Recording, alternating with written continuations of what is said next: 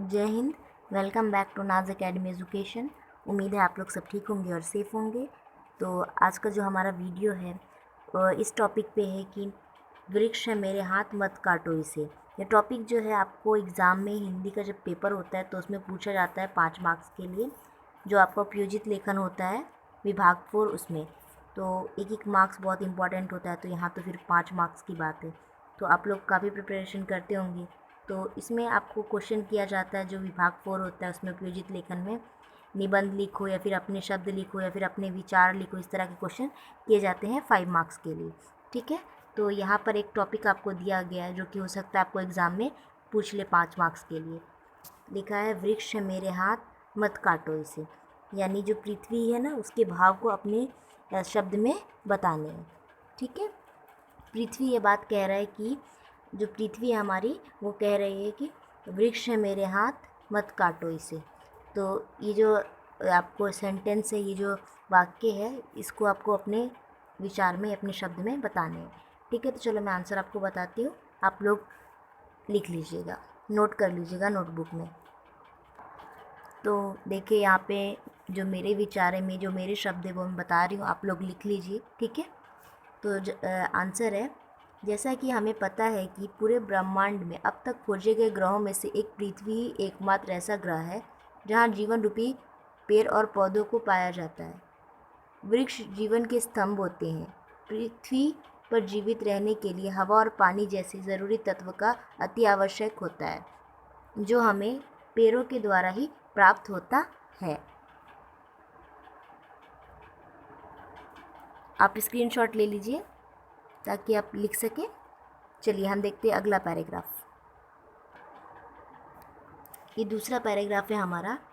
पेड़ के बिना धरती पर जीवन नामुमकिन है। पेड़ के प्रत्येक हिस्सा जीवों को कुछ न कुछ ज़रूर देता है। इसका तना, पत्तियाँ, फूल, फल, जड़ इत्यादि सब मनुष्य जाति के लिए उपयोगी होते हैं। वृक्ष बंदर, तोता, गौरैया जैसे जीवों का आवास स्थान भी है। मनुष्य जीवन के लिए आवश्यक संसाधनों की पूर्ति की वृक्ष ही करता है।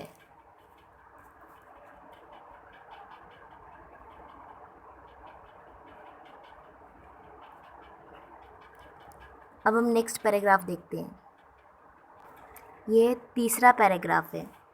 आज लगाया गया पौधा कल वृक्ष बनता है, जो आने वाली पीढ़ियों को फ़ायदा देता है। पेड़ों के द्वारा हमें हवा, एक्चुअली यहाँ पे पैरों नहीं बल्कि पेड़ों होगा। ठीक है, टाइपिंग मिस्टेक हो गई है। ओके, इसके लिए सॉरी है।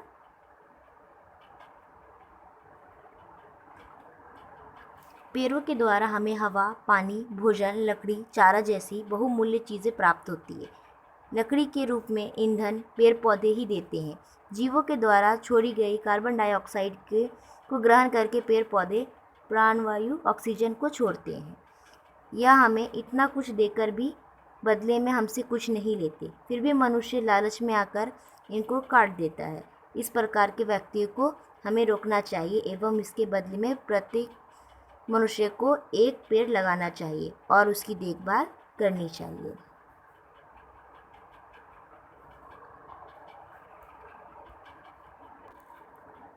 हमारा चौथा पैराग्राफ है। वृक्ष पृथ्वी को हरा भरा बनाकर रखता है। जिन स्थानों में पेड़ पौधे पर्याप्त संख्या में होते हैं वहाँ निवास करने भी आनंददायी प्रतीत होती है। इसके अलावा भी पेड़ छाया प्रदान करती है। इनकी ठंडी छाया में मनुष्य एवं पशु विश्राम कर आनंदित होते हैं। यह यात्रियों को सुखद छाया उपलब्ध कराते हैं। ऋषि मनु भी वनों में रहकर अपने जीवन यापन की सभी आवश्यक वस्तुओं पेड़ों से ही प्राप्त कर लेते हैं। यहाँ पर भी पेड़ों आएगा। ठीक है,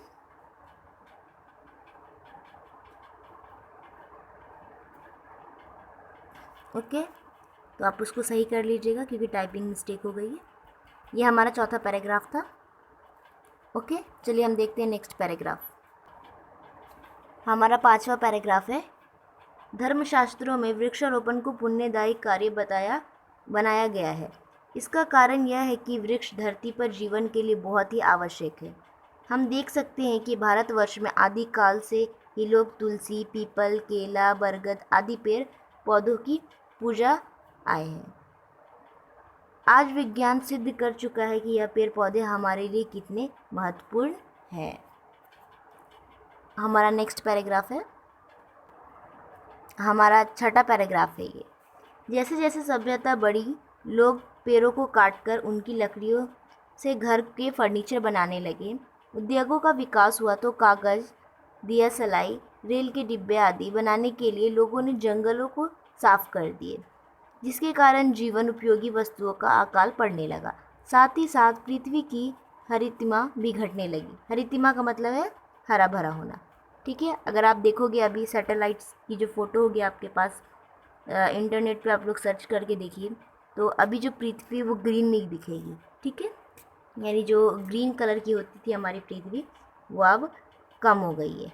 तो यहाँ पर आपको क्या करना है, आपको मैंने 6 पैराग्राफ बताए, वो 6 पैराग्राफ आपको लिखने हैं। ठीक है, ज़्यादा बड़ा नहीं है। अगर आपको फिर भी लगता है तो आप शॉर्ट कर सकते हैं अपने हिसाब से। ठीक है, आपको नीचे सीख लिखनी है कि हमें पेड़ नहीं काटने चाहिए, सेव द ट्रीज़।